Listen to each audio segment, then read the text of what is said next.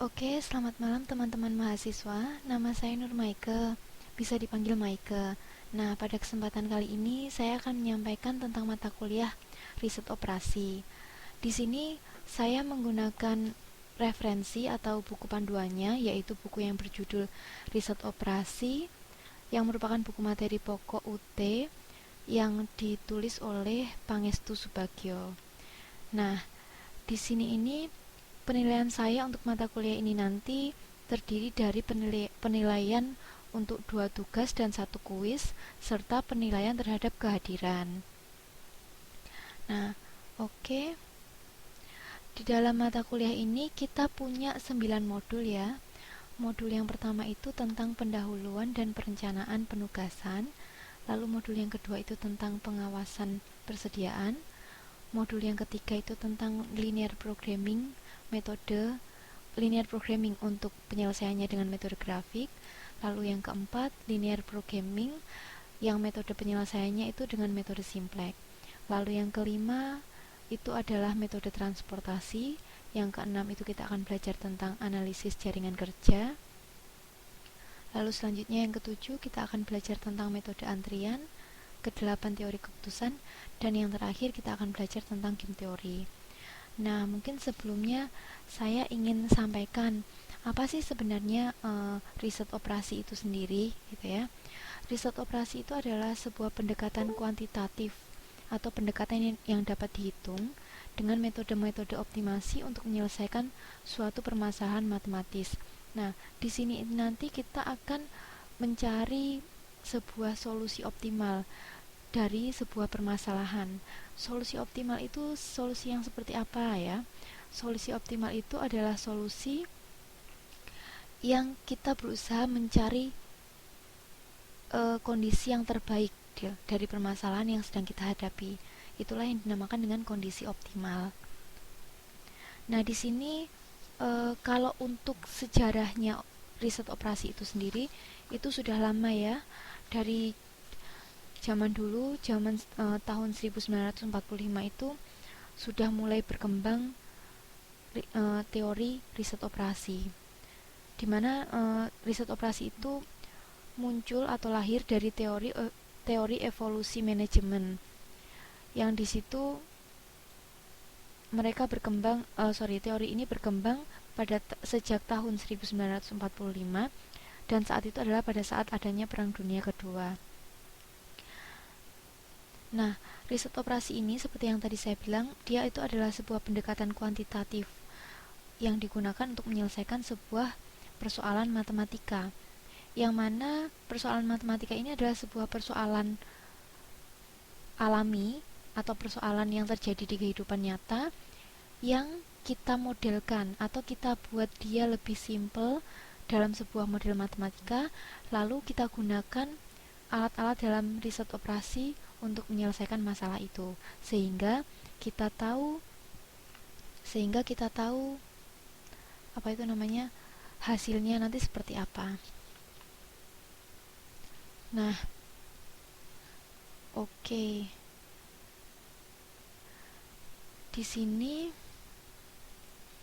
kita akan masuk ke modul pertama, di mana modul pertama ini berisi tentang pendahuluan tentang riset operasi dan juga tentang perencanaan penugasan dalam riset operasi.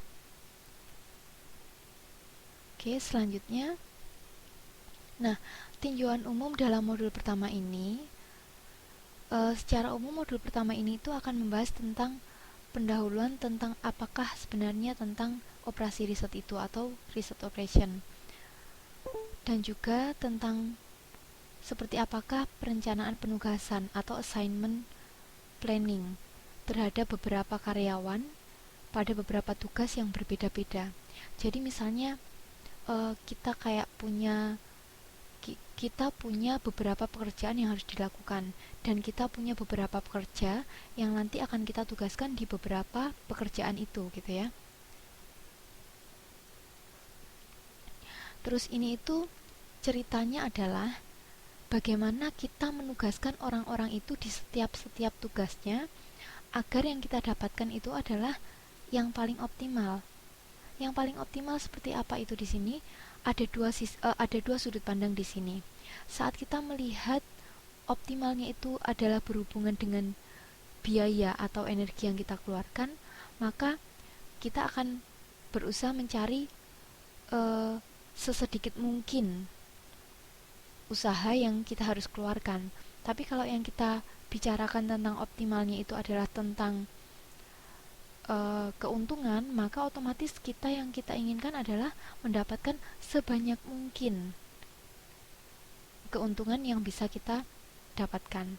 Nah, di sini di modul pertama ini nanti kita akan belajar tentang dua kegiatan belajar ya, dimana kegiatan belajar pertama itu tentang pendahuluan apakah riset operasi itu.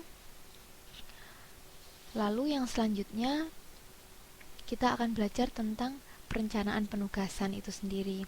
Bagaimanakah seperti apa sih permasalahan dalam sebuah rencana penugasan seperti itu ya. Nah, oke. Selanjutnya masih dalam pembahasan tinjauan umum modul pertama ini. Nah, di sini itu diharapkan setelah teman-teman belajar dan pelajari modul pertama ini yang sebenarnya lebih fokusnya ke perencanaan penugasan itu, diharapkan teman-teman bisa mampu untuk menjelaskan kegunaan riset operasi itu untuk mengambil keputusan itu seperti apa. Yang di sini lebih fokus pada bagaimana merencanakan sebuah penugasan pada beberapa karyawan atau beberapa orang gitu. Oke, lalu yang selanjutnya di sini juga diharapkan setelah belajar materi ini teman-teman juga bisa mampu menjelaskan bagaimana cara mengalokasi atau istilahnya menentukan karyawan mana pada pekerjaan yang seperti apa, sehingga kita bisa mendapatkan keuntungan yang paling banyak dan usaha yang seminimal mungkin atau sesedikit mungkin gitu ya. Oke, lalu kalau untuk tujuan kami di sini secara khusus setelah mempelajari modul 1 ini, mahasiswa diharapkan atau teman-teman diharapkan mampu dalam menjelaskan cara analisis data dengan model-model yang ada dalam riset operasi. Di sini nanti kita akan belajar tentang sebuah metode yang digunakan untuk menyelesaikan masalah penugasan itu sendiri. Nah, lalu yang kedua kita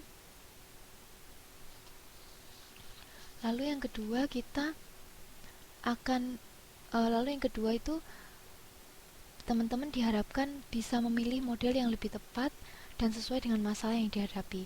Contoh tadi seperti saya bilang, dalam permasalahan penugasan ini ada dua sudut pandang. Apakah kita sedang menghadapi masalah untuk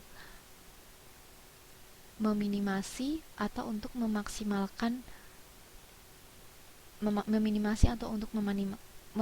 atau untuk memaksimasi.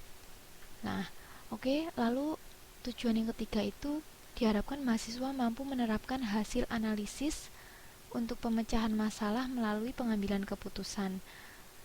Lalu selanjutnya melakukan alokasi tenaga kerja dengan tepat. Lalu terakhir itu adalah bisa menempatkan karyawan dengan biaya terendah untuk hasil yang terbesar. Nah, biaya yang terendah ini itu adalah permasalahan minimasi. Kalau hasil yang terbesar itu adalah permasalahan maksimasi. Mohon maaf teman-teman, ini ada yang belum bisa dengar suara saya ya. Ini saya sudah, oh my god, sebentar. Oh enggak ding. Kenapa ya begini ya? Kenapa ya?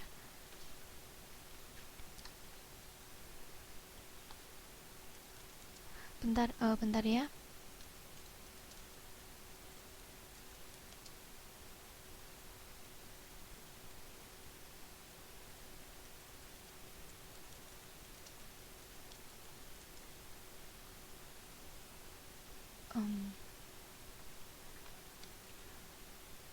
Sebentar.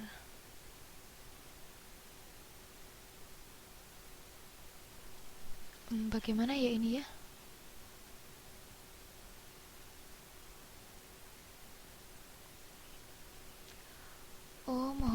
ini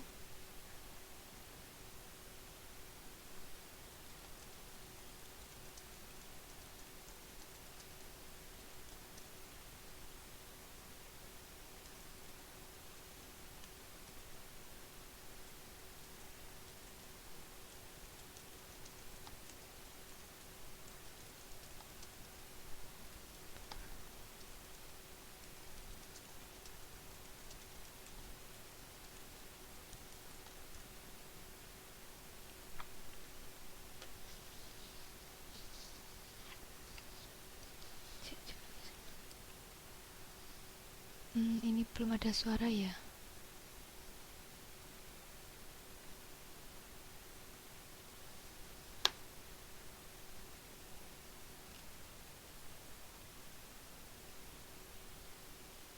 Eh,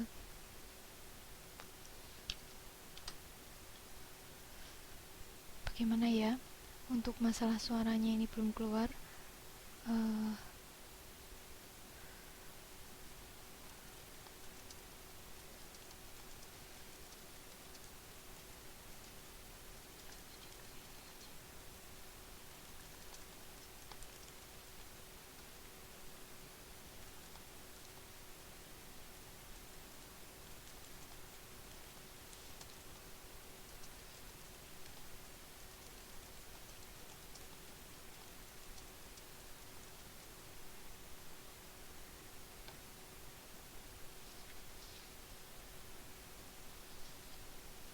Oke teman-teman, mohon maaf ya untuk suaranya.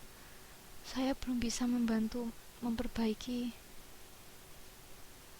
Besok coba saya tanyakan ke bagian akademik ya. Oke.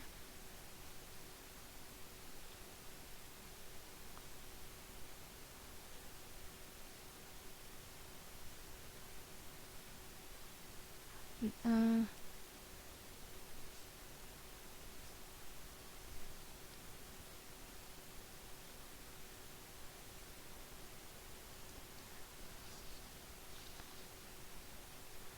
oke.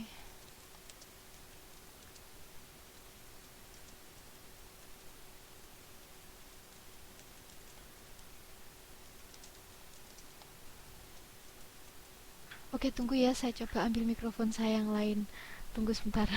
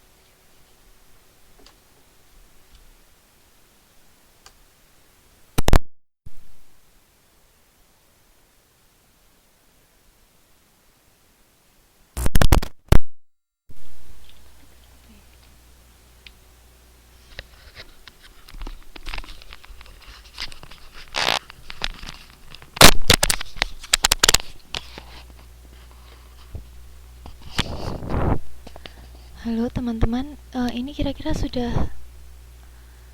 bisa dengar suara saya belum? Halo, halo, halo.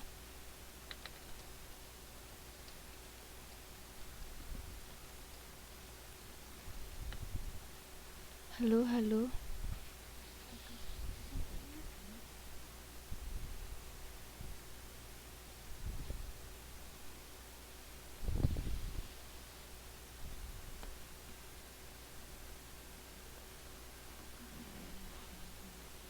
Halo, halo.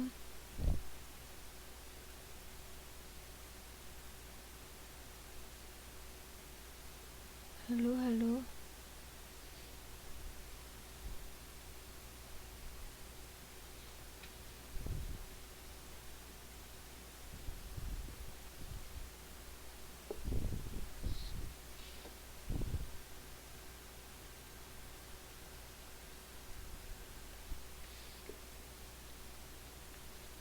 Bagaimana ya ini dengan suara?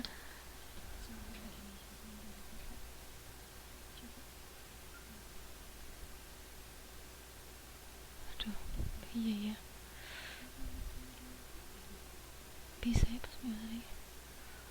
Bagaimana ya?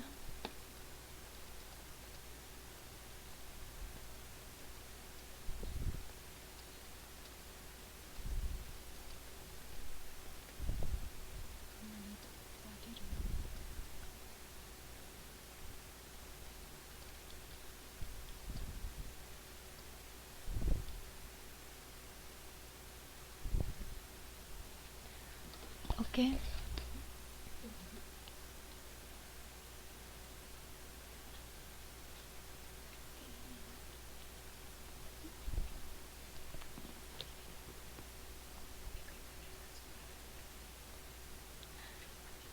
Gimana ya ini ya? Oke, saya lanjutkan saja ya. Soalnya ini sepertinya saya mohon maaf sekali, saya kurang bisa untuk mengatasi masalah teknisnya ini, teman-teman. Oke, lanjut saja ya ini. Oke.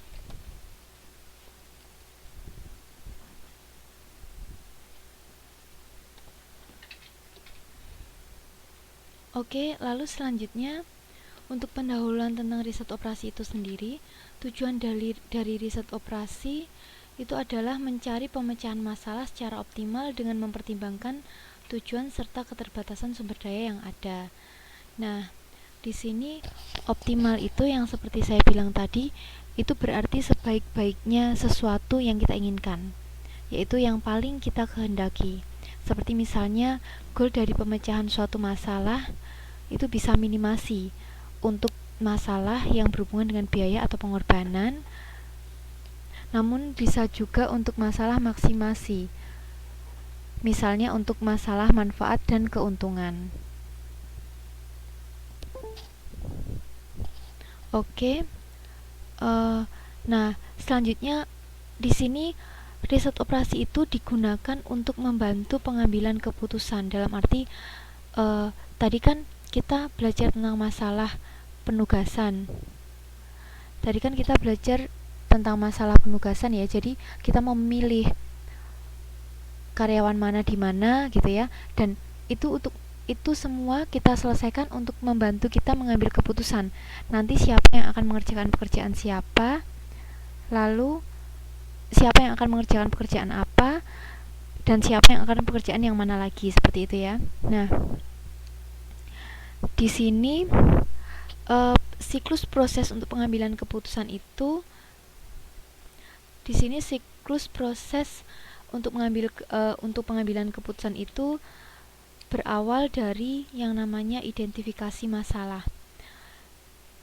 Dalam identifikasi masalah itu, masalah yang timbul harus diketahui dengan jelas. Sebab kalau masalah pokoknya itu belum bisa diketahui, maka bagaimana kita bisa memikirkan bagaimana cara menyelesaikan masalah itu. Jadi kita harus mengevaluasi atau mempelajari masalah yang muncul itu tuh masalahnya seperti apa, sehingga kita bisa memikirkan ke depannya bagaimana cara menyelesaikannya. Lalu tahap awal untuk menyelesaikannya adalah kita berusaha mengumpulkan data. Nah, di sini untuk mengetahui cara mengatasi masalah tersebut harus didukung dengan data yang relevan atau cocok. Untuk itu kita harus mengumpulkan data yang diperlukan selengkap-lengkapnya. Data yang ada kita harus kumpulkan. Selanjutnya, setelah kita memiliki data itu, kita analisis data itu, kita olah data itu sehingga data itu bisa berubah menjadi sebuah informasi yang bisa kita gunakan untuk membantu pengambilan keputusan kita terhadap masalah yang sedang kita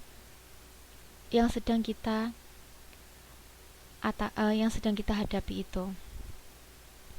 Oke. Lalu selanjutnya setelah kita menganalisis data,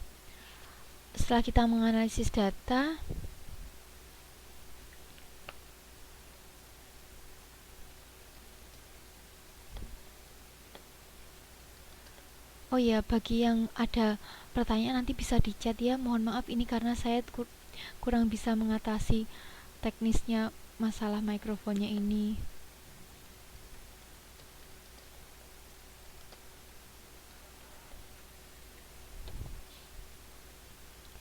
Oke.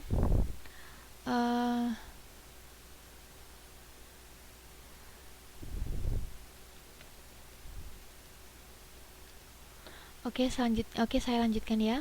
Nah, tadi setelah kita mendapatkan data, kita analisis, lalu setelah kita analisis kita akan dapat informasi.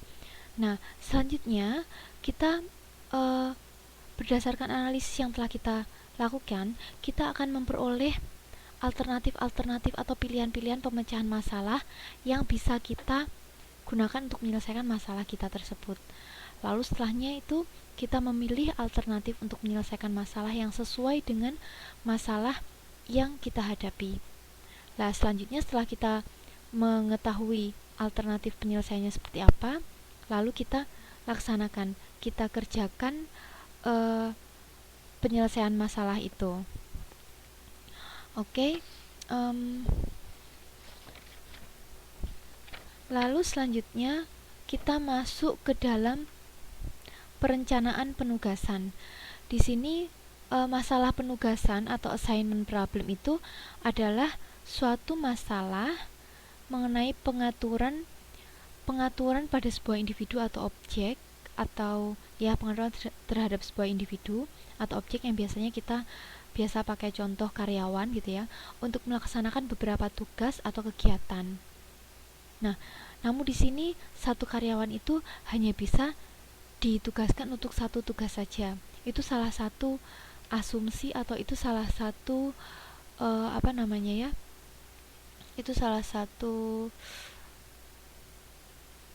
asumsi atau anggapan dalam perencanaan penugasan. Nah, di sini sehingga di sini itu sehingga dengan demikian biaya yang dikeluarkan untuk pelaksanaan tugas tersebut dapat diminimkan atau keuntungan itu dapat dimaksimalkan. Jadi secara singkatnya, masalah penugasan itu adalah sebuah masalah tentang bagaimana kita itu membagi-bagi orang terhadap tugas-tugas tertentu agar usaha yang kita keluarkan atau biaya yang kita keluarkan itu minimal, agar biaya yang kita keluarkan itu minimal dan keuntungan yang kita dapatkan itu maksimal, begitu. Nah, selanjutnya tujuan kita dalam perencanaan penugasan ini adalah kita mau mengalokasi pembagian tugas karyawan sedemikian rupa sehingga dapat diperoleh biaya total minimum yang harus kita keluarkan dan kita dapatkan keuntungan maksimum yang bisa kita dapatkan. Nah, di sini untuk metode penugasan itu sering disebut sebagai jenis khusus dari metode linear programming, yang mana di sini mereka bertujuan untuk mengoptimalkan hasil yang dicapai, umumnya untuk meminimalkan biaya atau waktu yang diperlukan untuk mengerjakan beberapa tugas. Nah, itulah dan ini sorry ya, mohon maaf bentar. Saya ulangi lagi ya, tujuannya ini di sini kita mengalokasikan pembagian tugas karyawan sedemikian rupa sehingga kita dapat memperoleh biaya total yang minimum. Nah, metode penugasan ini sering disebut sebagai jenis khusus dari metode linear programming yang bertujuan untuk mengoptimalkan hasil yang akan dicapai, umumnya untuk meminimalkan biaya total atau waktu yang diperlukan untuk mengerjakan beberapa tugas. Oke, nah di sini metode yang kita gunakan untuk menyelesaikan masalah untuk menyelesaikan masalah penugasan ini adalah metode Hungarian. Nah, di sini metode Hungarian ini memiliki beberapa tahapan, di mana tahapan pertama adalah membuat opportunity cost metric dengan mengurangkan elemen-elemen pada setiap baris dengan elemen terkecil pada baris yang sama. Nah, lalu yang kedua, tadi kan kita sudah melakukan operasi pada elemen baris. Lalu yang kedua, kita melakukan operasi pada elemen kolom. Kita juga kurangkan elemen terkecil dalam kolom tertentu pada masing-masing elemen di kolom itu. Nah, lalu yang ketiga itu kita tutup elemen-elemen dari matriks kita yang kita dapatkan itu dengan garis, di mana yang kita tutup adalah elemen-elemen yang memiliki nilai 0. Jadi kita buat garis yang menutup nilai-nilai 0 itu. Nah, di sini misalkan kita kasih simbol n itu adalah banyaknya garis, n itu adalah banyaknya baris atau kolom, dan banyaknya n itu banyaknya baris atau kolom, dan banyaknya garis penutup elemen 0 itu sekurang-kurangnya k, atau kita kasih simbol k, maka jika nilai baris itu sama dengan nilai kolom, jika nilai garis itu sama dengan nilai kolom atau nilai baris, maka berarti kita sudah mendapatkan solusi yang optimal, atau kita bisa menghentikan proses dari permasalahan penugasan ini. Nah, lalu jika jumlah garis itu kurang dari jumlah kolom atau baris yang kita miliki, maka proses itu belum selesai. Kita bisa dibilang belum mendapatkan hasil optimalnya. Maka yang harus kita lakukan adalah kita lanjut menuju ke proses selanjutnya, yaitu proses langkah 4, di mana di langkah 4 ini, tadi di langkah ketiga itu kan kita sudah punya sebuah matriks yang ada beberapa garisnya ya. Lah, di langkah 4 itu kita melakukan operasi pada elemen-elemen atau nilai-nilai yang di luar garis itu gitu.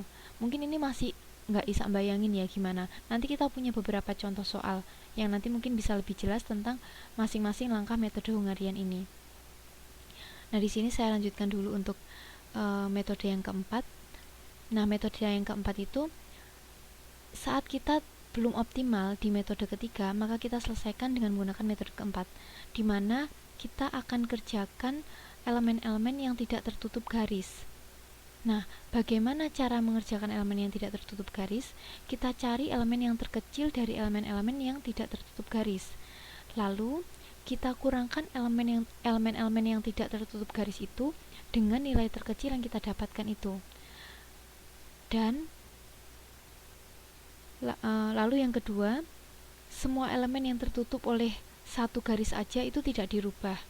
Tapi elemen yang tertutup oleh dua garis itu harus diubah dengan cara menambahkan dengan elemen terkecil yang kita dapatkan dari elemen yang tidak tertutup garis. Oke, setelah kita selesai mengerjakan langkah keempat, kita kembali ke langkah ketiga, yaitu kita membuat lagi garis terhadap nilai-nilai yang memiliki, terhadap elemen-elemen yang bernilai 0 tetapi sudah baru gitu ya, sudah baru, kita bikin garis lagi. Nah, lalu kalau misalnya garis itu sudah sesuai dengan jumlah baris atau kolomnya, maka itu adalah optimal. Nah, setelah kita dapatkan optimal, maka di situ kita bisa hitung biaya yang timbul akibat penugasan itu. Nah, kita bisa hitung dari situ. Oke. Selanjutnya, di dalam masalah penugasan itu ada dua macam masalah. Masalah yang pertama itu adalah masalah minimasi dalam penugasan. Nah, tujuan dari proses pemecahan masalah model ini itu adalah minimasi, yaitu kita meminimalkan pengorbanan atau usaha yang harus kita lakukan. Begitu. Usaha yang harus kita lakukan.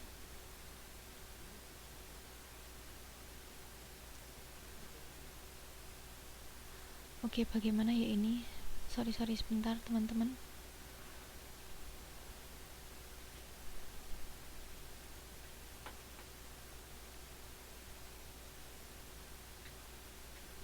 Gimana ya ini ya Allah?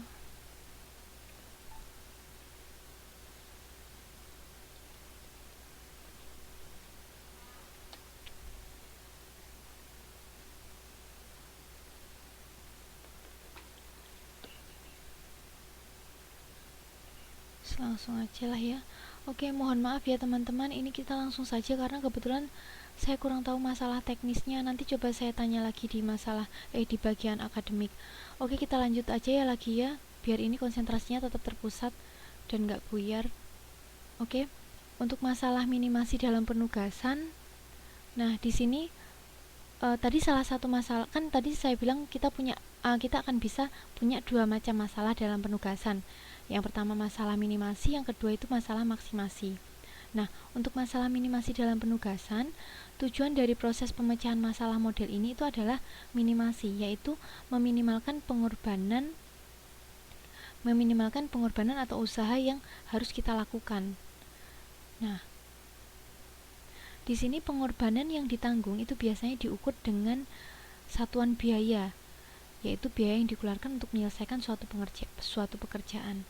Nah, lalu dalam kasus penugasan karyawan, biaya untuk menyelesaikan suatu pekerjaan itu berbeda-beda karena disebabkan oleh perbedaan keterampilan, latar belakang pendidikan, kerajinan, pengalaman, dan lain sebagainya. Jadi oleh karena itu, kita butuh biaya yang berbeda-beda terhadap masing-masing karyawan yang berbeda-beda saat mereka mengerjakan pekerjaan yang berbeda-beda pula. Oleh karena itu, kita harus menempatkan karyawan yang paling cocok untuk kebutuhan pekerjaan yang sesuai, seperti itu. Nah,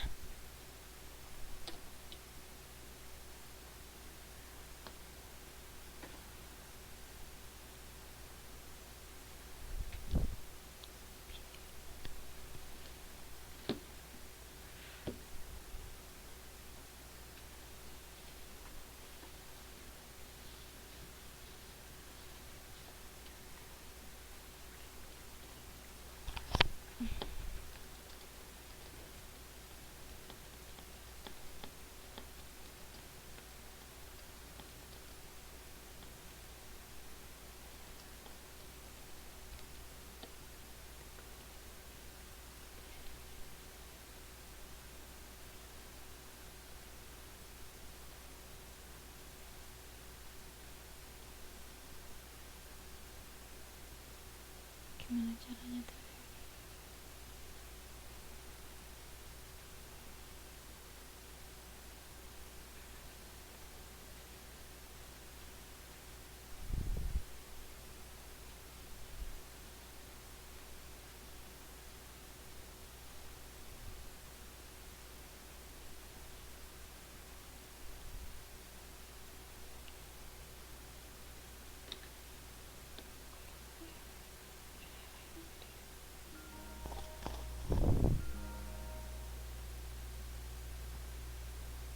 Halo?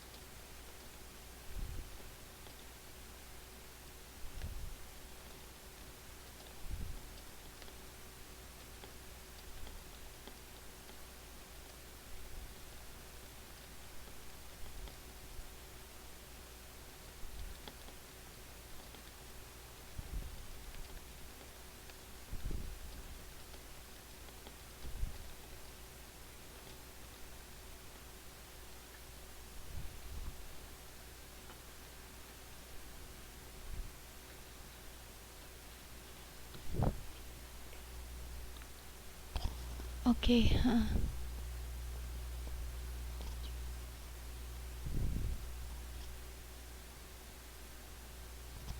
Halo, oke. Coba ini kira-kira sudah bisa dengar suara saya nggak? Halo? Oh iya.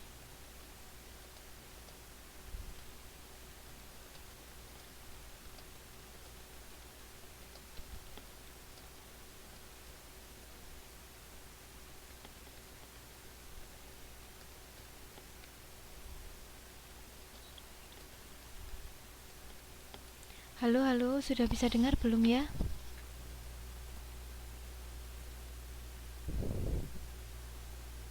Halo, sudah bisa dengar belum ya?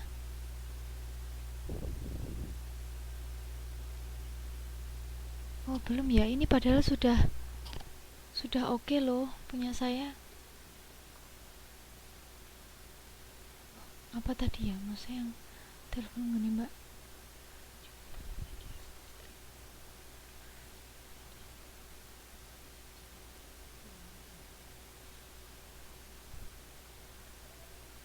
Lanjut saja, guys.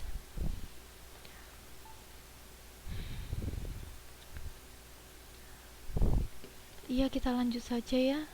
Soalnya ini nanti kita kan akan off jam 11 tuh. Takutnya nanti kalau misalnya kita nggak lanjut, materinya nggak selesai.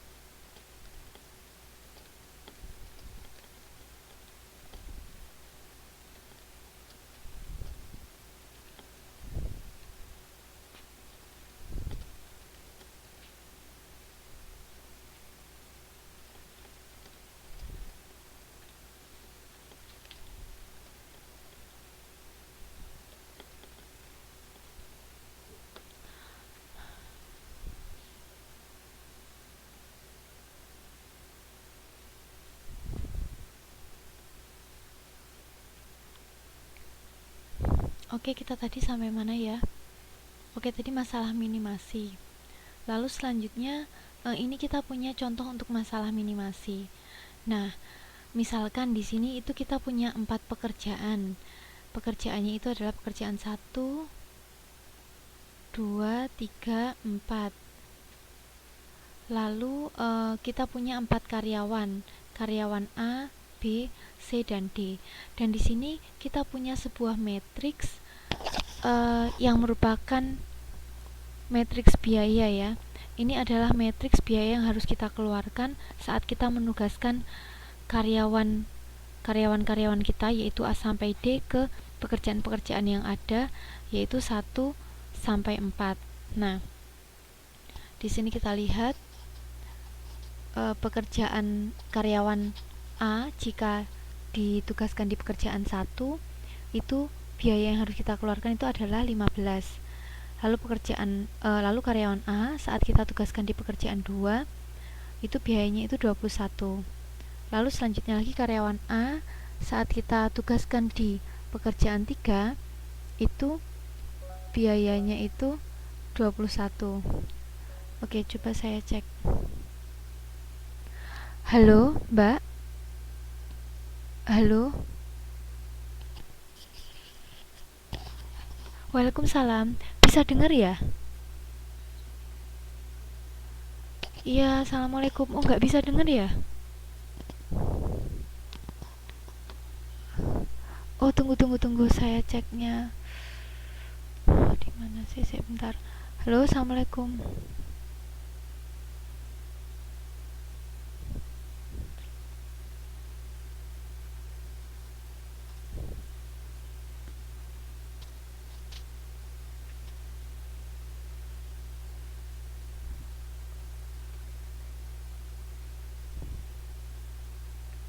Oh, ya Allah, mohon maaf. Halo. Oke. Teman-teman sudah bisa dengar belum ini? Sekarang sudah bisa dengar ya?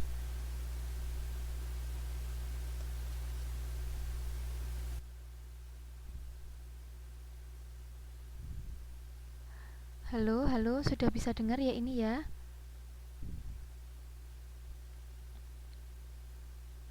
Mohon konfirmasinya teman-teman.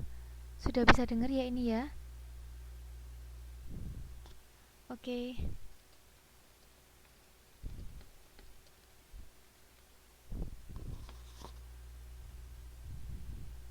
Halo, sudah bisa dengar belum ini teman-teman?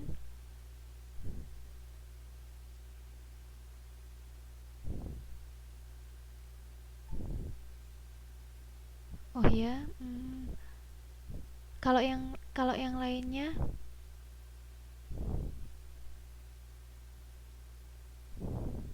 ini saya sudah cek kok, sudah keluar ini, harusnya ini sudah bisa dengar.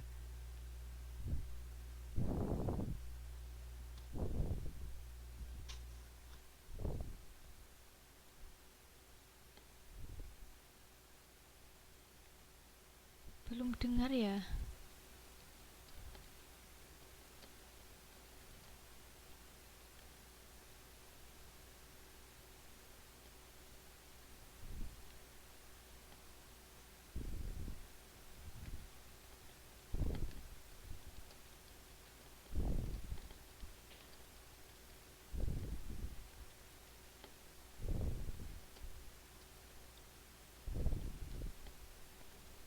Oke ya, mohon maaf ya, kita lanjutkan. Nah, sebentar-sebentar. Tadi seperti ini ya. Tadi seperti ini. Ini adalah biaya-biaya saat kita menugaskan karyawan-karyawan kita pada pekerjaan-pekerjaan yang ada. Dimana di sini satu karyawan itu hanya bisa menyelesaikan satu pekerjaan saja ya, tidak boleh lebih. Oke. Nah, selanjutnya di sini yang kita mau cari itu adalah bagaimana kita bisa mengatur karyawan mana ditugaskan untuk pekerjaan yang mana agar biaya yang kita keluarkan untuk pengaturan karyawan itu paling minimal. Nah, di sini kita akan mencoba menyelesaikan masalah ini dengan metode yang tadi sudah saya sampaikan di depan, yang namanya itu adalah metode Hungarian atau Hungarian method.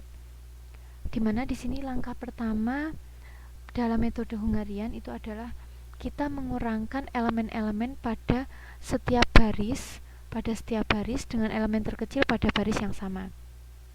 Nah, di sini kan kita punya 4 baris. Ini baris pertama, ini baris kedua, ini baris ketiga, ini baris keempat. Nah, di sini kita cari tiap-tiap barisnya itu elemen-elemen paling kecilnya. Untuk baris pertama, elemen paling kecil itu adalah 14. Untuk untuk baris pertama, elemen paling kecil adalah 14. Untuk baris kedua, elemen paling kecil 16. Untuk baris ketiga, elemen paling kecil 19. Baris keempat, elemen paling kecilnya itu adalah 16. Nah, di sini itu langkah pertama kita nanti akan mengurangkan semua nilai-nilai pada baris dengan nilai terkecil dalam baris itu. Jadi semua baris nanti dioperasikan seperti itu ya. Jadi nanti di sini ini akan jadi 15 dikurangi 14, hasilnya adalah 1. 14 dikurangi 14, hasilnya adalah 0. 18 dikurangi 14, hasilnya adalah 4. Dan 17 dikurangi 14, hasilnya adalah 3. Nah, itu nanti dilakukan untuk baris-baris berikutnya juga. Saya contohkan lagi untuk baris yang kedua. Kita dapatkan nilai minimumnya di baris yang kedua itu adalah 16. Nah, di sini nanti kita akan melakukan langkah pertama di metode Hungarian, yaitu kita kurangkan 21 dengan 16, hasilnya adalah 5. 16 dengan 16, hasilnya adalah 0. 18 dengan 16, hasilnya adalah 2. Lalu 22 dengan 16, hasilnya adalah 6. Begitu juga proses yang akan kita kerjakan untuk baris ketiga dan juga baris keempat. Oke, selanjutnya setelah kita melakukan proses pada elemen baris, langkah kedua adalah kita melakukan proses pada kolom, pada semua elemen-elemen dalam kolom. Nah, di sini kita lihat untuk semua kolomnya kita juga cari nilai terkecil dari kolom itu. Contoh, untuk kolom pertama nilai terkecilnya adalah 1. Kolom kedua nilai terkecilnya adalah 0. Kolom ketiga nilai terkecilnya adalah 2. Lalu kolom keempat nilai terkecilnya itu adalah 0. Nah, di sini kita juga akan melakukan proses yang sama seperti langkah pertama. Kita akan mengurangi elemen-elemen yang ada dalam kolom ini dengan nilai terkecil di kolom tersebut. Jadi contoh misalnya 1 ini kita akan kurangi dengan 1. Jadinya 0. 5 kita akan kurangi dengan 1 karena di sini 1 adalah nilai terkecil di kolom pertama ini ya. 5 dikurangi 1 hasilnya adalah 4. 2 dikurangi 1 hasilnya adalah 1.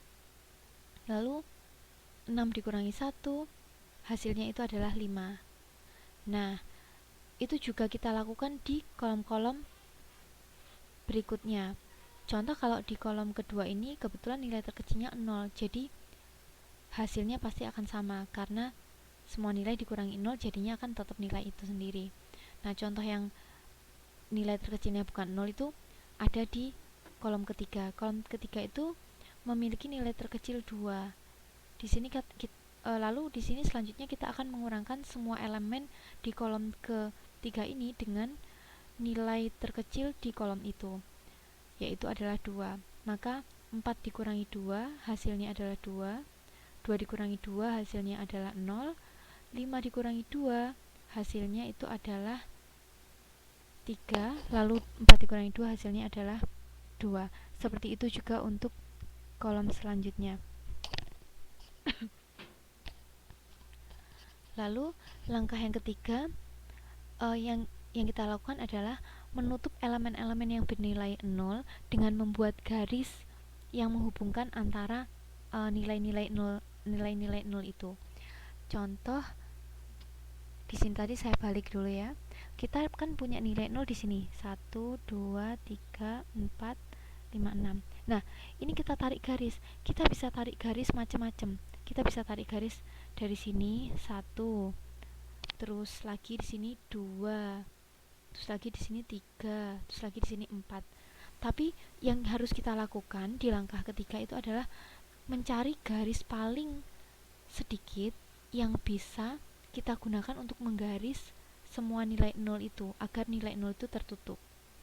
Nah, di sini garis paling sedikitnya yang kita dapatkan itu ada 3 di sini. Yaitu kita bisa garis seperti ini. Seperti ini ya. Dan di situ yang harus kita lakukan adalah kita berusaha mencari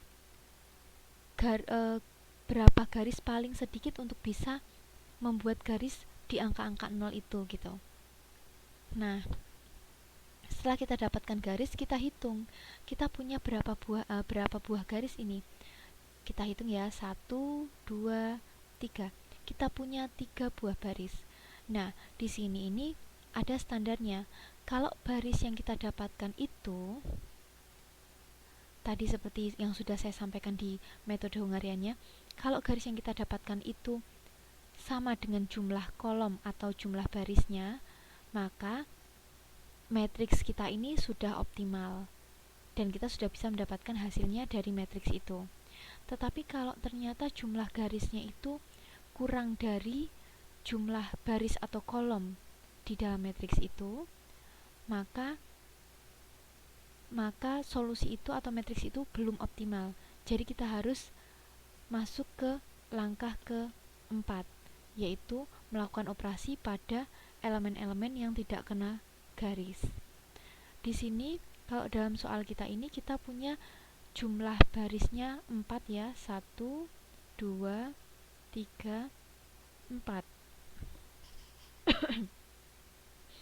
Lalu jumlah kolomnya juga 4, 1 2 3 4. Oke. Nah, Nah, 4 sama 4. Lalu selanjutnya kita cek jumlah garis apakah sama dengan jumlah kolom atau baris. Di sini kebetulan tidak sama ya, karena kita punya 4 jumlah kolom atau baris, tapi kita hanya punya 3 jumlah garis. Nah, bila iya, maka itu otomatis telah optimal. Tapi ternyata untuk contoh soal kita ini itu tidak. Maka bila tidak, yang harus kita lakukan adalah melakukan revisi tabel. Melakukan revisi tabel itu kita masuk ke langkah keempat. Langkah keempat itu adalah kita mengurangi elemen-elemen yang tidak terkena garis. Elemen-elemen itu adalah ini. Yaitu dengan cara apa? Kita menguranginya dengan apa? Kita mengurangi dengan nilai terkecil dari elemen-elemen yang tidak kena garis gitu ya. Jadi pertama kita cari dulu. Dari elemen yang tidak kena garis ini, nilai terkecilnya berapa? Di sini adalah 1. Dan yang harus kita lakukan untuk merevisi matriks ini adalah, atau tabel ini adalah, dengan mengurangi elemen-elemen yang tidak kena garis ini dengan angka 1 ini. Itu salah satu step untuk melakukan revisi. Kita kurangi dengan 1. Yaitu jadi 1 ini sendiri dikurangi 1 jadi 0, 2 dikurangi 1 1, 3 dikurangi 1 itu 2, 5 dikurangi 1 itu 4, 3 dikurangi 1 2, lalu 2 dikurangi 1 1. Nah, untuk langkah revisi itu, selain kita mengurangkan elemen-elemen yang tidak tertutup garis dengan elemen terkecil dari elemen yang tidak tertutup garis, kita juga akan melakukan operasi lain terhadap elemen-elemen yang kena garis, yaitu elemen yang terkena 2 garis seperti 3 dan 6. Yang kita lakukan terhadap 3 dan 6 adalah menambahkan 3 dan 6 dengan nilai terkecil dari elemen yang tidak kena garis. Jadi 3 ditambah 1 jadi 4, 6 ditambah 1 jadi 7. Nah, lalu langkah yang terakhir adalah membiarkan elemen-elemen yang hanya kena 1 garis untuk tetap bernilai sama. Contoh seperti ini, 0 tetap 0, 4 tetap 4, dan selanjutnya. Oke. Nah, lalu setelahnya kita lanjut lagi. Lalu setelahnya habis itu kita dapatkan matriks revisi seperti ini. Nah, selanjutnya setelah selesai langkah 4 ini, kita akan balik mengulangi langkah ketiga, yaitu membuat garis untuk menutup nilai-nilai 0 di tabel ini. Oke. Nah, garis ini itu bisa ditutup dengan berapa jumlah baris? Kita bisa lakukan seperti ini. 1,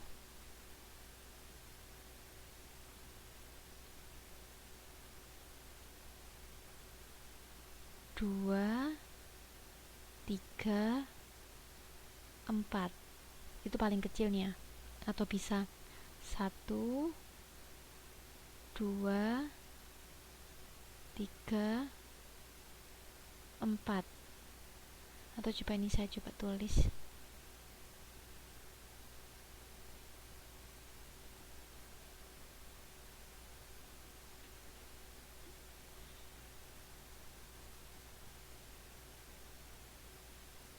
Oh, sorry, bukan, keliru.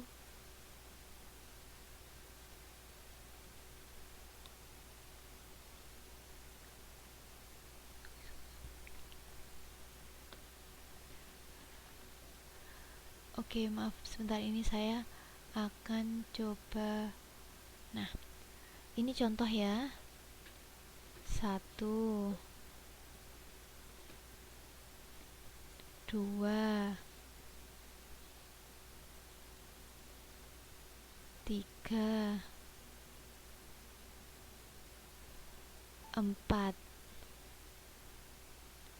Ini salah satu garis yang bisa untuk mengcover, dan dimana jumlah garisnya itu ada 4, 1, 2, 3, 4, ya kan? Nah, ada 4.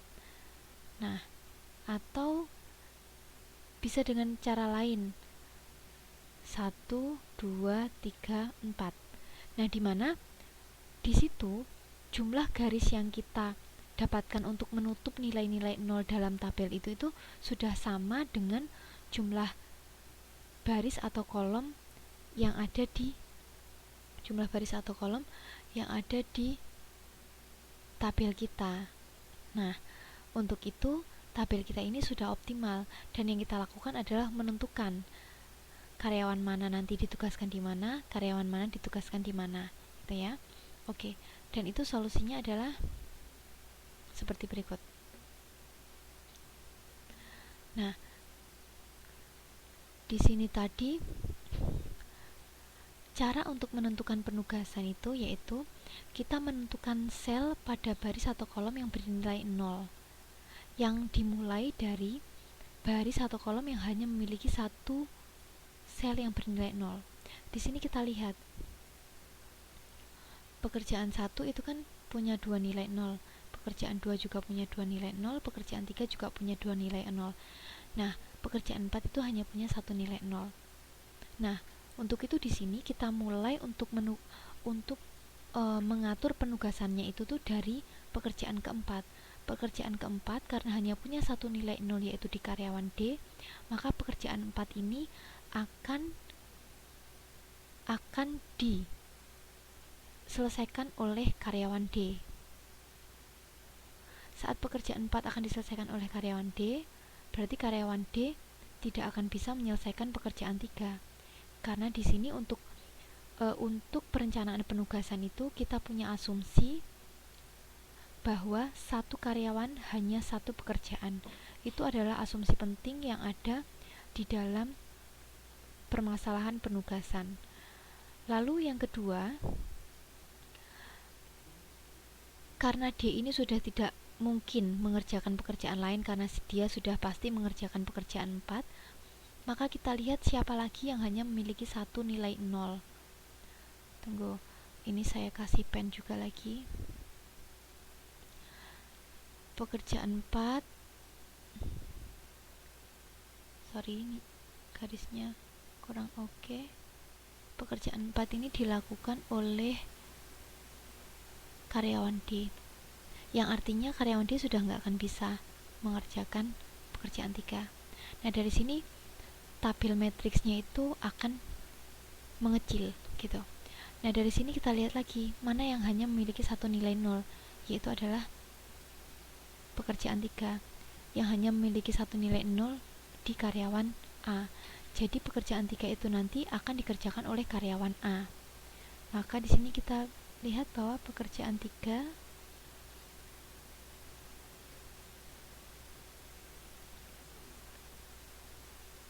diselesaikan oleh karyawan A. Oke, nah lalu selanjutnya kita lihat lagi di sini yang masih belum tercoret. Itu yang hanya memiliki satu nilai 0 adalah pekerjaan 1, dan itu dikerjakan oleh karyawan B. Jadi di sini pekerjaan 1 dikerjakan oleh karyawan B.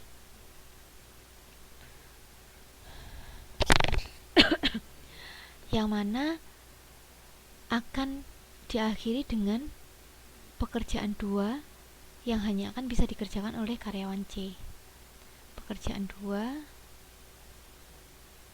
dikerjakan oleh karyawan C. Nah, oke. Nah, di sini maka artinya kita akan buat penugasan dari soal awal tadi. Soal awalnya kan seperti ini. Dari hasil ini kita kita plotkan di soalnya ini. Dimana di sini untuk pekerjaan 1 itu dikerjakan oleh karyawan B. Maka di sini pekerjaan 1 dikerjakan oleh karyawan B. Lalu pekerjaan 2 dikerjakan oleh karyawan C. Pekerjaan 2 dikerjakan oleh karyawan C. Dan selanjutnya pekerjaan 3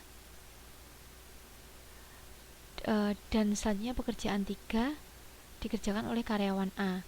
Pekerjaan 3 dikerjakan oleh karyawan A. Lalu selanjutnya pekerjaan 4 itu dikerjakan oleh karyawan D. Nah, begitulah. Lalu setelah kita sudah mendapatkan hasil penugasan yang optimal ini, kita coba hitung berapakah total biaya yang harus kita keluarkan dengan keputusan penugasan yang telah kita dapatkan dari menyelesaikan tugas ini menggunakan metode Hungarian tadi.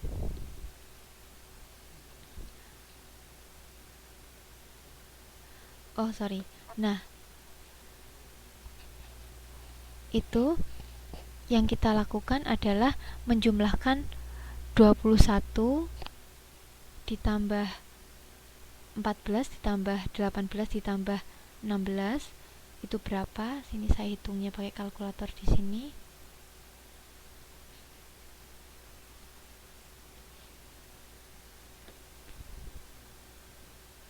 Kita hitung pakai kalkulator ya di sini.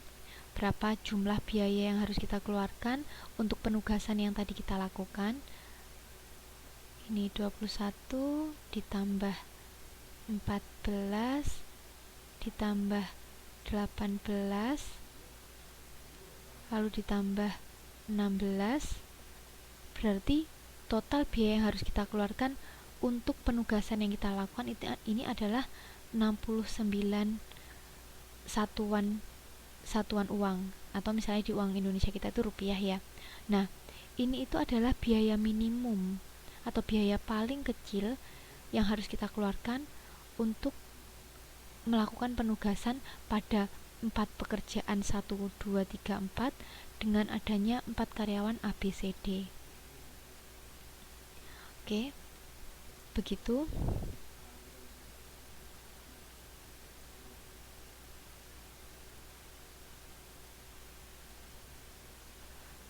Halo, oke, begitu ya.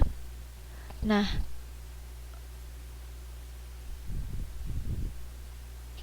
selanjutnya, tadi ini kan kita sedang belajar untuk persoalan minimasi pada perancangan penugasan. Nah, persoalan yang lain adalah persoalan maksimasi.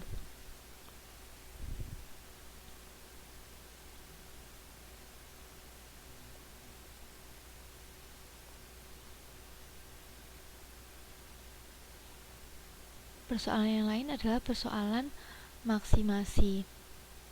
Nah, untuk persoalan maksimasi, tujuannya itu apa? Tujuan dari proses pemecahan masalah maksimasi itu adalah memaksimalkan manfaat atau keuntungan yang bisa kita dapatkan dengan menugaskan karyawan di pekerjaan tertentu.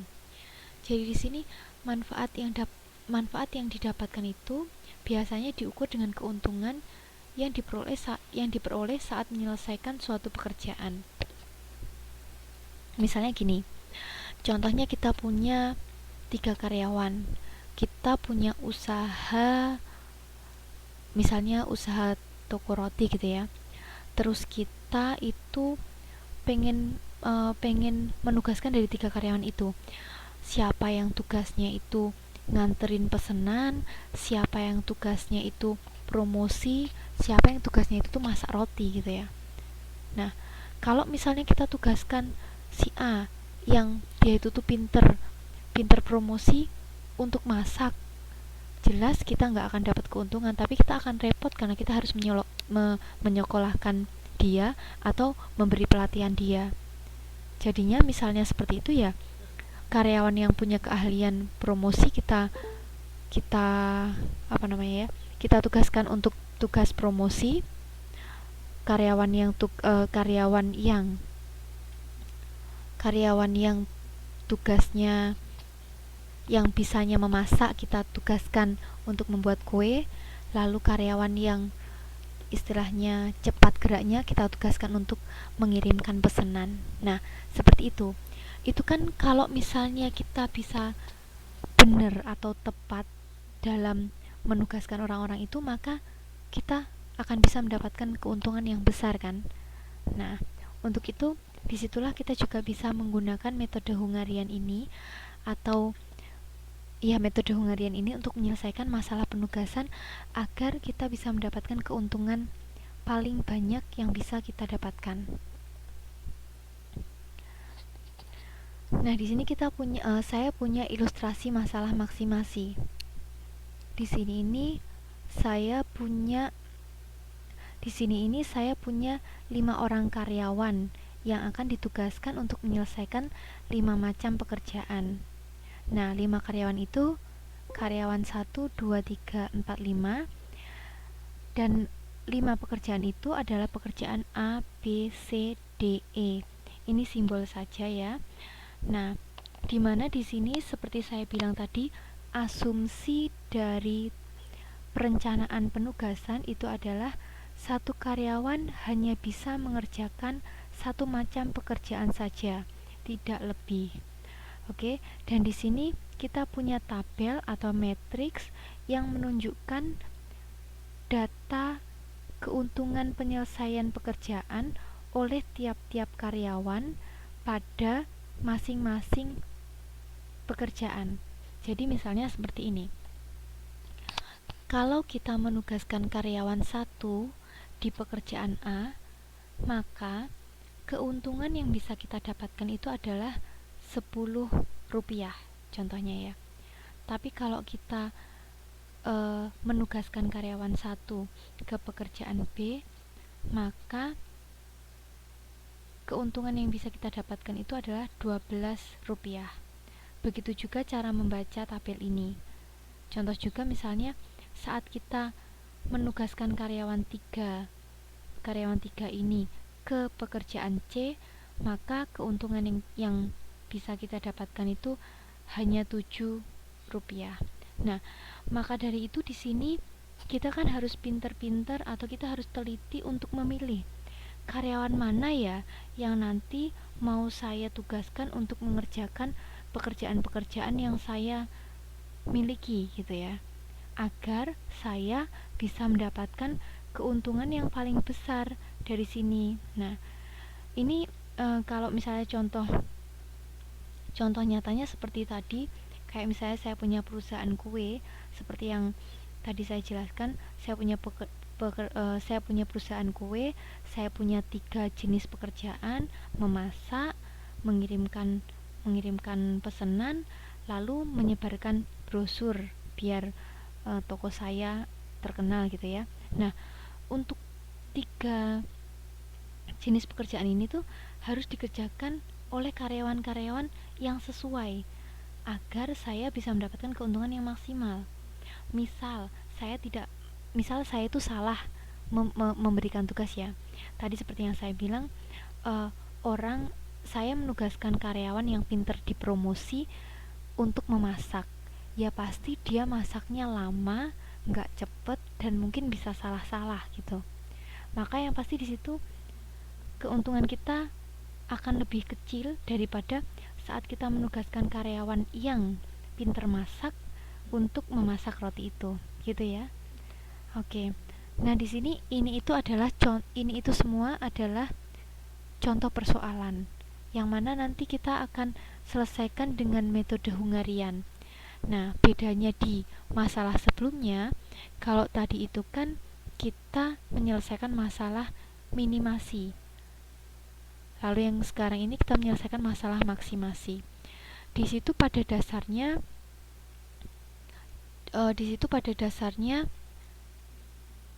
cara atau langkah-langkah penyelesaiannya itu sama persis seperti yang dilakukan dengan maksimasi. Perbedaannya hanya pada langkah pertamanya, langkah pengerjaan elemen-elemen pada baris. Nah, di sini untuk langkah pertama, kalau tadi di masalah minimasi kita mencari nilai yang paling kecil ya, tapi kalau untuk maksimasi ini kita cari nilai yang paling besar di masing-masing baris. Contoh misalnya ini, di baris pertama itu nilai yang terbesarnya itu adalah 15. Coba saya cek soalnya.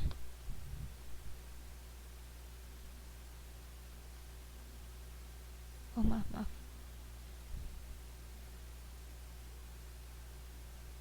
Oke.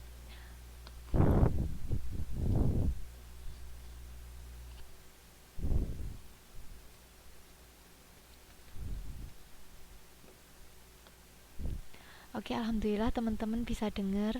Saya juga seneng. Tadi saya sempat khawatir bagaimana ya ini karena saya kebetulan juga nggak terlalu bisa. Mohon maaf ya teman-teman ya. Oke, kita lanjutkan ya.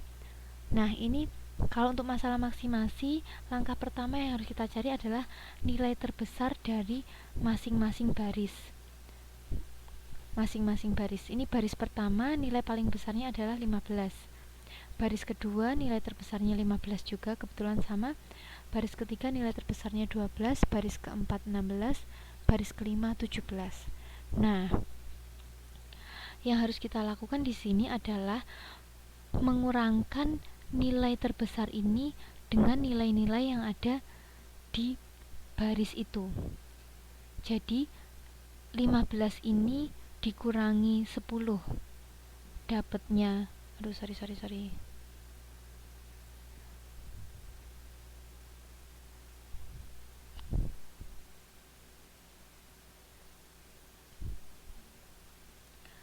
15 dikurangi 10, dapatnya itu 5. 15 dikurangi 12, dapatnya itu 3. 15 dikurangi 10, dapatnya 5. 15 dikurangi 8, dapatnya 7. Dan 15 dikurangi 15 dapatnya 0. Teman-teman, sebenarnya ini kalau di modul itu adalah, mohon maaf, ini di modul itu contoh soalnya ada di halaman 1.9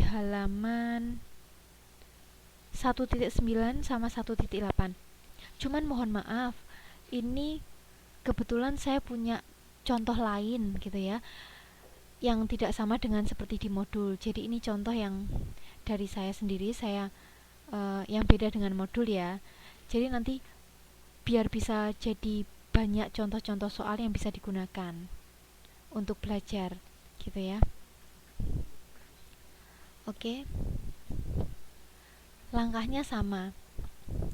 Nah, lalu setelah kita mengurangkan nilai yang paling besar ini dengan elemen-elemen yang ada pada baris itu, kita dapatkan tabel baru seperti ini. Nah, oke. Terus di tabel baru ini, seperti langkah kedua pada masalah minimasi juga, kita cari nilai terkecil dari masing-masing kolom. Kita masuk ke langkah 2. Kita cari nilai terkecil dari masing-masing kolom. Nilai terkecil dari kolom 1 itu adalah 1, nilai terkecil dari kolom B atau kolom 2 itu adalah 1, dari kolom C atau kolom 3 itu adalah 3, dari kolom ini adalah 0, dan dari kolom terakhir adalah 0. Dan yang kita lakukan di langkah kedua itu sama persis seperti yang kita lakukan di masalah minimasi, yaitu kita mengurangi elemen-elemen di kolom ini terhadap elemen paling kecil di kolom tersebut. Sorry. Contohnya, 5 kita kurangi 1, hasilnya 4. Lalu 1 kita kurangi 1, iya benar, hasilnya 0. 4 kita kurangi 1, hasilnya 3. 3 kita kurangi 1, hasilnya 2. 7 kita kurangi 1, hasilnya 6. Begitu juga untuk kolom-kolom selanjutnya. Seperti ini kolom selanjutnya, 3 kita kurangi 1, hasilnya 2. 5 kita kurangi 1, hasilnya 4. 4 kita kurangi 1, hasilnya 3. 1 kita kurangi 1, hasilnya 0. 4 kita kurangi 1, hasilnya 3. Nah, begitu juga dengan kolom ketiga atau kolom C, kolom D, dan kolom E. Nah, itu langkah kedua. Setelah itu kita akan mendapatkan tabel baru atau matriks baru, yaitu tabel ini ya. Nah, lalu di langkah ketiga yang harus kita lakukan adalah membuat garis yang bisa menutup nilai-nilai 0 di tabel ini. Tapi sebisa mungkin kita buat garis itu adalah garis yang paling sedikit jumlahnya. Nah, ini saya mau coba bikin ada berapa macam garis yang bisa kita buat. Kita bisa 1,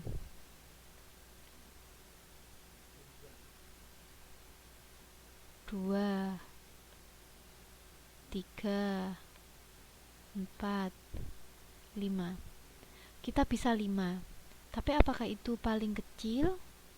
Tapi apakah itu paling sedikit? Mungkin kita bisa cari lagi yang lebih sedikit. Coba kita cari lagi yang lebih sedikit. Ini salah satu cara menggaris ya, tapi mungkin kita bisa cari yang lebih sedikit lagi jumlahnya. Contoh misalnya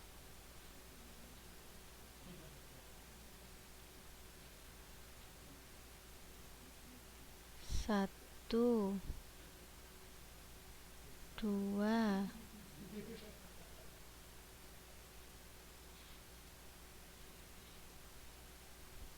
3, 4, 5. Ternyata tetap 5. Berarti 5 itu adalah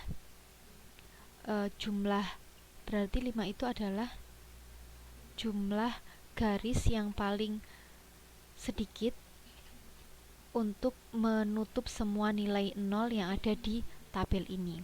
Coba kita lihat langkah selanjutnya. Oh, ternyata bisa 4. Tadi kurang teliti, bisa 4 juga dengan cara yang seperti ini. Nah, jadi coba saya sorry.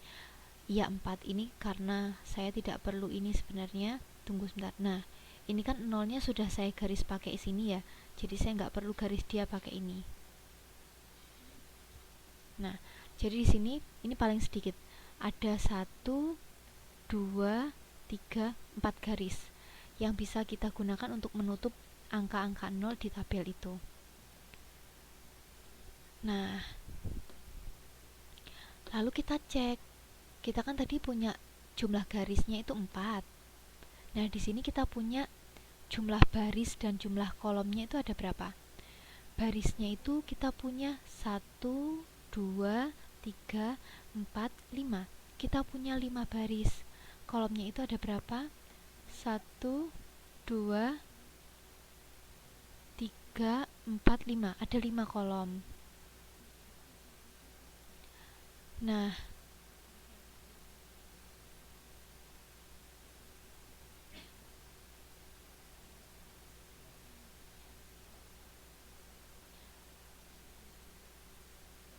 ini gimana caranya ya? Mbak, ini saya mute ya. Nah, oke, maaf. Nah, ini kan kita tadi punya 4 garis, sedangkan kita punya 4 kolom dan 4 kolom dan 4 baris. Jadi di sini jumlah garis yang kita punya itu kurang dari jumlah baris atau kolom yang ada. Oleh karena itu di sini kita belum bisa bilang bahwa matriks ini atau tabel ini tuh sudah optimal. Nah, jadi kita harus melakukan revisi pada tabel kita ini. Bagaimana cara melakukan revisinya? Sama seperti di masalah minimasi. Caranya adalah untuk nilai-nilai yang tidak ketutup garis, kita cari nilai paling minimumnya. Berapa? Nilai paling minimumnya itu adalah 2. Nilai paling minimumnya adalah 2. Nah, di sini setelah kita tahu nilai minimumnya, yang kita lakukan adalah pertama, mengurangi nilai-nilai yang tidak ketutup garis ini dengan nilai minimum yang kita dapatkan, yaitu adalah 2. Jadi ini 4 dikurangi 2, hasilnya adalah 2. 2 dikurangi 2, hasilnya adalah 0. 2 dikurangi 2, hasilnya adalah 0. 5 dikurangi 2, hasilnya adalah 5. Lalu 3 dikurangi 2, hasilnya 1. 2 dikurangi 2, hasilnya adalah 0, 3 dikurangi 2, hasilnya adalah 1, 3 dikurangi 3 dikurangi 2, hasilnya adalah 1. Nah, itu satu langkah revisi yang kita lakukan. Lalu langkah selanjutnya adalah kita menambahkan nilai terkecil ini pada elemen dalam tabel itu yang terkena 2 garis. Yang terkena 2 garis itu adalah ini, 2 ini, 5 dan 6. Jadi yang harus kita lakukan di elemen-elemen ini adalah menambahkan mereka dengan angka 2 ini.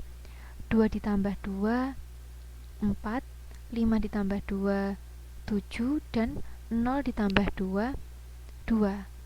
Lalu langkah yang ketiga adalah membiarkan angka-angka yang hanya kena satu garis penutup 0 untuk tetap di angka itu, atau kita tidak lakukan perubahan pada angka yang hanya kena satu garis. Contoh ini 0, 4, 3, 0 tetap 0, 4, 3, 0. Jadi di sini angka-angka yang kita lakukan proses itu saya tandai dengan angka merah di sini ya. Ini itu yang kita lakukan proses. Yang warnanya biru ini adalah angka-angka yang kita biarkan tetap sama. Karena memang di sini untuk melakukan revisi itu ada 3 langkah. Satu, setelah kita mencari nilai paling minimum dari elemen yang tidak tertutup garis, yaitu contohnya 2 ini. Lalu langkah yang kita lakukan setelah itu adalah ada 3 langkah. Satu, kita mengurangi elemen yang tidak tertutup garis dengan elemen minimum itu. Yang kedua, kita menambahkan elemen yang tertutup 2 garis dengan elemen yang paling minimal itu. Lalu yang ketiga adalah kita membiarkan elemen yang hanya terkena garis 1 untuk tetap sama nilainya. Oke. Nah, selanjutnya setelah kita melakukan revisi pada matriks di langkah ketiga ini, kita lanjutkan lagi kembali ke langkah keempat, yaitu membuat garis lagi di sini. Dengan harapan kita bisa mendapatkan garis minimal sama dengan jumlah baris atau jumlah kolomnya. Oke. Di sini coba gitu ya, saya coba bikin garisnya. Contoh garis yang mungkin adalah ini 1, lalu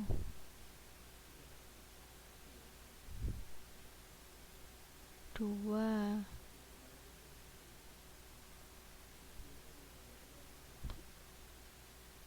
3, 4. Contoh ini juga 5 misalnya ya. Nih, contohnya saya punya 5 yang seperti ini. Nah, lalu kita lihat. Oke, sudah oke. Ini adalah 5 garis yang dipakai untuk menutup nilai 0. Dan di sini kita sudah memiliki jumlah garis yang sama dengan jumlah baris atau jumlah kolomnya. Maka di sini kita sudah mendapatkan tabel yang optimal. Nah, setelah kita mendapatkan tabel yang optimal, kita mau menentukan nanti pekerjaan mana untuk karyawan siapa, Dengan kita lihat di mana kita menugaskannya kan sesuai dengan angka nolnya. Nah, dengan pilihan pertama ditentukan dari baris atau kolom yang hanya memiliki satu nilai 0 saja. Nah, dari sini kita lihat baris 1 itu punya 3 nilai 0, 1, 2, 3. Baris 2 kita punya 2 nilai 0, 1, 2. Baris 3 kita punya 2 nilai 0, 1, 2. Baris keempat kita punya 2 nilai 0, 1, 2. Baris kelima adalah baris yang hanya punya 1 nilai 0, yaitu di sini. Nah, untuk itu kita pertama itu menugaskan pekerjaan 5 itu untuk karyawan C. Oke. Karena hanya pekerjaan 5 yang punya nilai 0 yang jumlahnya 1.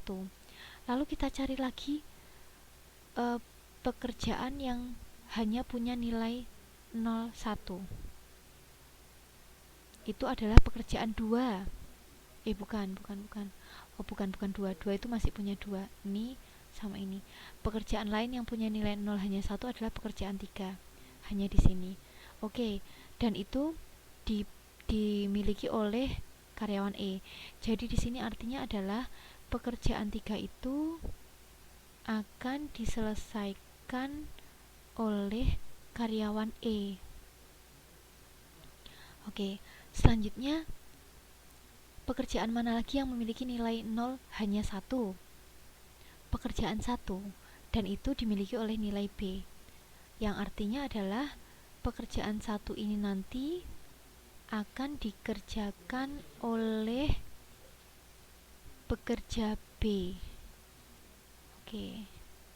Lalu selanjutnya kita lihat yang punya 0 hanya 1 mana lagi? 2. Bukan. 2 ini punya 0 2, yaitu 1 2. Oke ya, dia punya 0 2. Lalu artinya berarti 4. Ya benar, 4. 4 itu hanya punya satu nilai 0 yang dimiliki oleh D.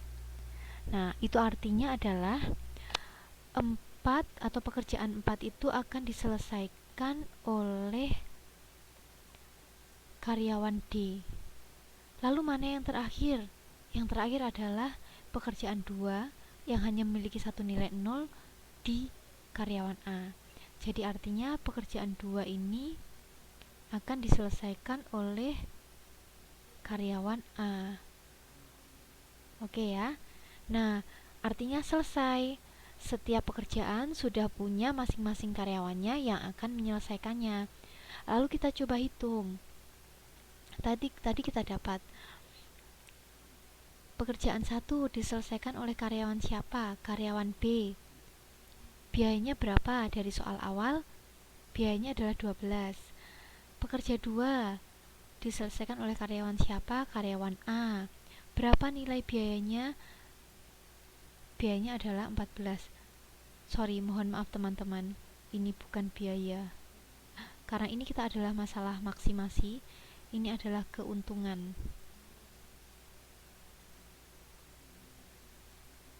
Keuntungan.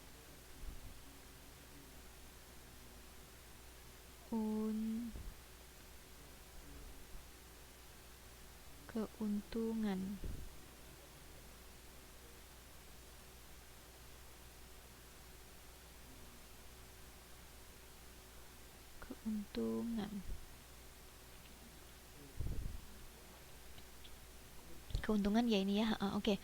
Pekerjaan 1 akan diselesaikan oleh karyawan B dengan keuntungan 12. Pekerjaan 2 akan diselesaikan oleh karyawan A dengan keuntungan 14.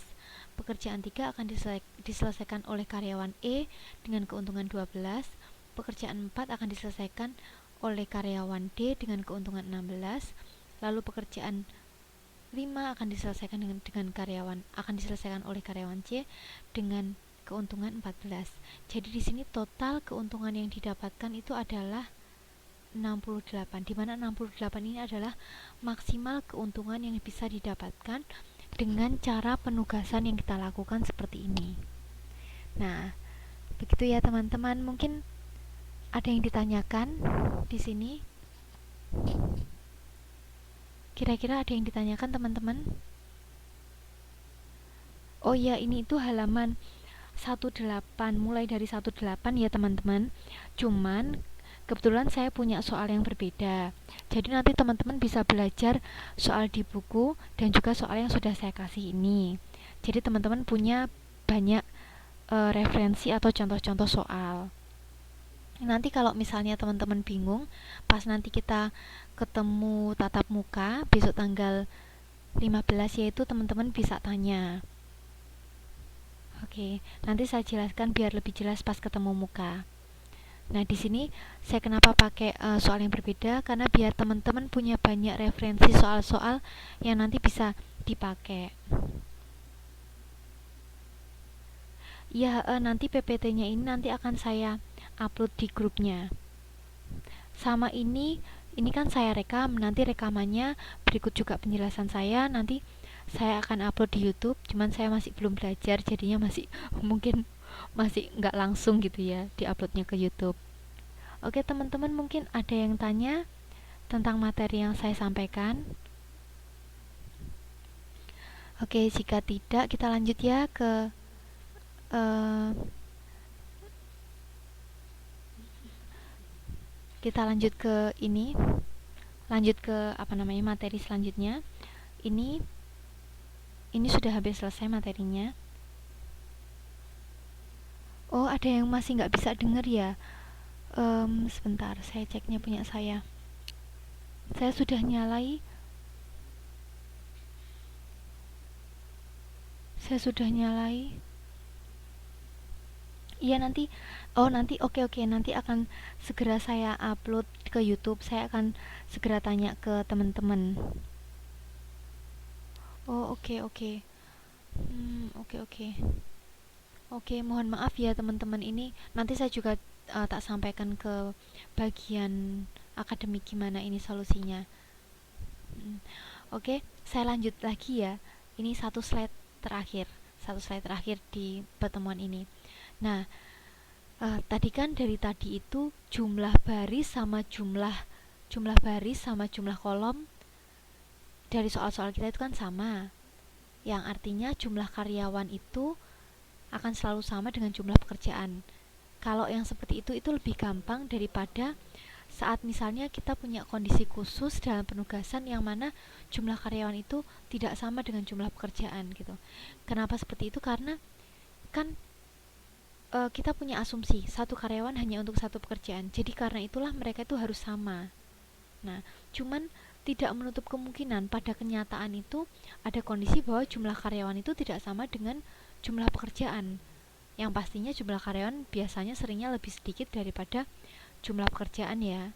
Nah, di sini itu apabila jumlah karyawan itu tidak sama dengan jumlah pekerjaan, maka kita membutuhkan dummy variabel atau yang dinamakan dengan variabel semu atau variabel yang tidak sebenarnya, yang pura-puranya ada tapi sebenarnya nggak ada gitu ya, yang nanti itu akan didapatkan oleh salah satu karyawan yang kelebihan salah satu pekerjaan yang kelebihan itu.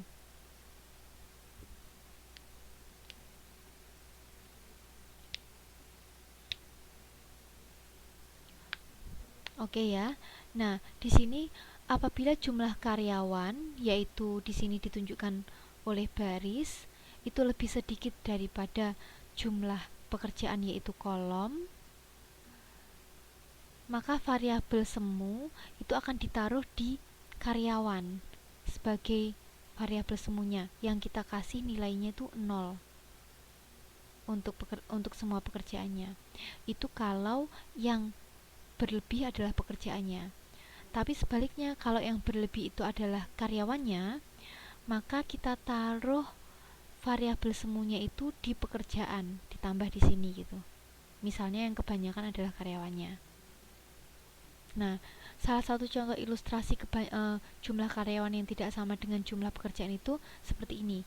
Jika sebuah perusahaan itu memiliki 4 karyawan, A, B, C, D, yang akan ditugaskan untuk menyelesaikan 5 macam pekerjaan 1, 2, 3, 4, 5. Nah, itu di sini satu karyawan hanya di mana kita punya asumsi yang harus kita taati di perencanaan penugasan ini adalah satu karyawan hanya bisa mengerjakan satu macam pekerjaan saja. Nah, karena itu misalnya seperti ini kan jelasnya kita nggak mungkin bisa kan, nggak mungkin cukup. Karena itu kita harus tambahkan yang namanya dummy variabel atau variabel semu. Nah, di mana di sini data biayanya contohnya seperti ini. Nah, ini salah satu contoh jika jumlah karyawan itu tidak sama dengan jumlah pekerjaan. Kita harus tambahkan yang namanya dummy variabel atau variabel semu. Untuk cara penyelesaiannya sama persis seperti penyelesaian kasus-kasus yang tidak spesial tadi, yang jumlah karyawannya sama dengan jumlah pekerjaannya, sama persis. Oke. Oke, untuk materinya itu mungkin sekian dari saya. Di sini saya punya sedikit apa ya istilahnya, tanda salam kenal gitu ya. Loh, di mana ini salam kenalnya kok nggak ada? Sebenarnya saya punya tugas ini di sini, tapi kok ternyata nggak terupload. Coba sebentar saya perbaiki uploadan filenya.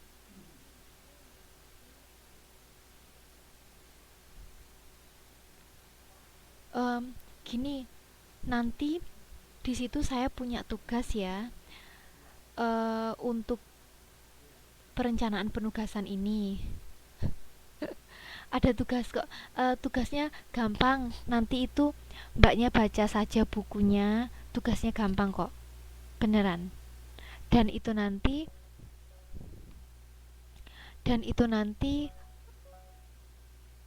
oh sebentar sebentar. Iya halo, iya halo, halo, iya ada yang bisa dibantu Pak? Bisa dengar suara saya? Halo? Oke, sebentar. Bisa Mbak, alhamdulillah bisa. Alhamdulillah. Ada ulangan itu PPT-nya. Oh iya. Oke, sebentar. Saya uploadnya lagi ya. Saya perbarui uploadannya nggih. Makasih Mbak. Ini tak close dulu. Mau ada yang ditanyakan Mbak? Oh, enggak, sudah. Oh Itu iya. mbaknya tadi ngomong apa enggak? Kok ngomong aku enggak dengar ya? Oh iya, saya tadi ngomongi sudah saya perbaiki tadi mikrofonnya. Gitu. Aduh, gitu. Oh, bisa kan ya? Coba. Oh, bisa udah dapat PPT-nya. Halo? Halo, saya nggak dengar suaranya. Halo? Iya, halo, gimana Mbak? Saya enggak pakai itu, enggak pakai webnya yang tadi. Saya coba pakai link yang saya download dari itu. Apa itu? Basic itu loh, yang link Basic 2013 itu. Iya, Itu baru bisa dengar suaranya mbaknya. Oh iya, memang gitu. Harusnya memang begitu. Oh Saya ya, juga, Oke. kadang-kadang enggak ya mbak ya. Iya benar. Saya ini juga nggak terlalu paham sih sebenarnya tentang hal-hal seperti itu. Jadi saya rada grogi. Kalau, loh ini kenapa ini kalau ada kesalahan teknik itu jadi bikin bikin bingung. Oke Mbak. Sama mbak, kemarin juga ada saya mikir ini nanti ada kesalahan. Iya, oke. Oke ya Mbak, ini coba saya upload yang baru ya. Oke mbak, Nggih, matur nuwun Mbak. Iya, bye-bye.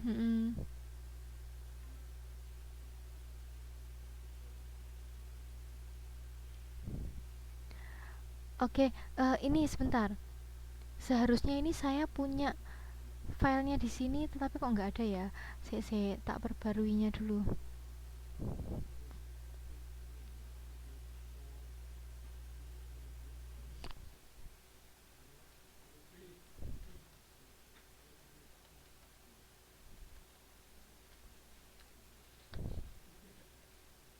Sebentar ya, saya opennya.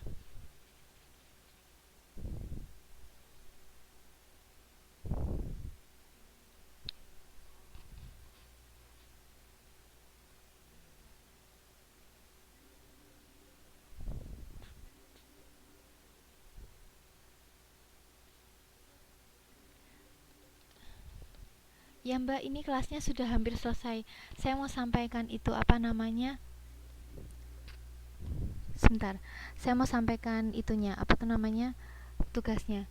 Ya halo Mbak Sulastri. Halo.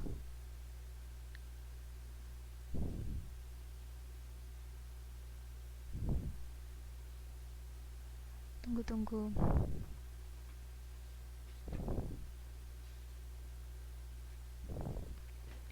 Ini tentang resume call ini gimana ya? Gak paham aku. Loh, oh iya, oke oke. Halo teman-teman, ini saya uploadin file yang baru. Tunggu sebentar teman-teman.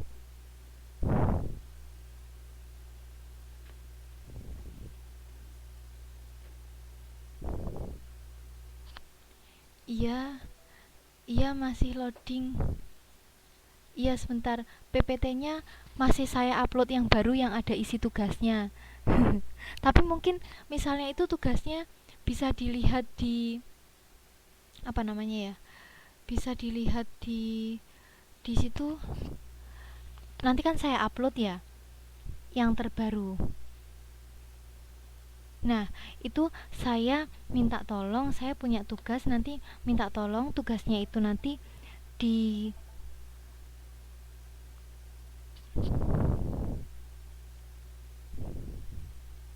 saya minta tolong tugasnya nanti itu diselesaikan, ditulis tangan, diselesaikan terus dikumpulin pas kita tatap muka tanggal 15. Mm-mm. Gitu Mbak, mungkin bisa dibantu nanti itu sama temen-temennya.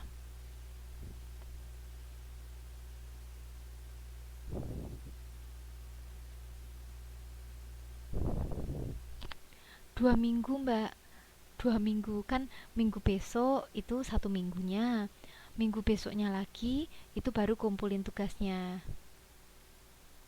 Iya, nanti saya uploadkan, nanti saya uploadkan,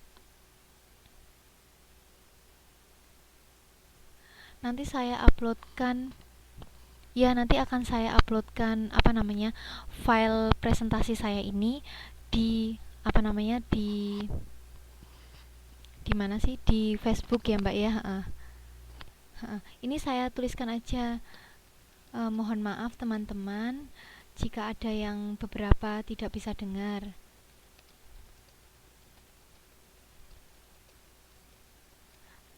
Ini saya ada tugas. Nanti PPT saya upload di Facebook.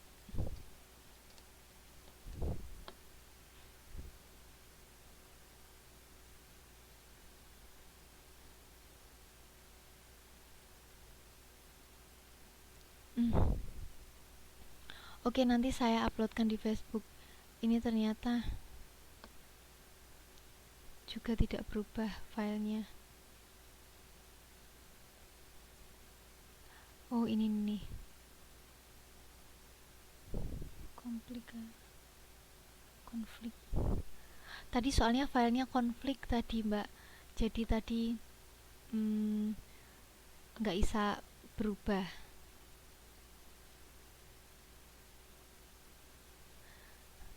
Oke, oke teman-teman, itu mungkin dari saya. Nanti saya akan upload rekaman kuliah ini, sama saya juga akan upload PPT saya di Facebook.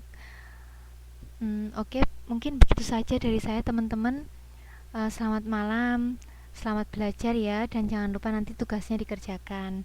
Oke, terima kasih, bye bye, selamat malam.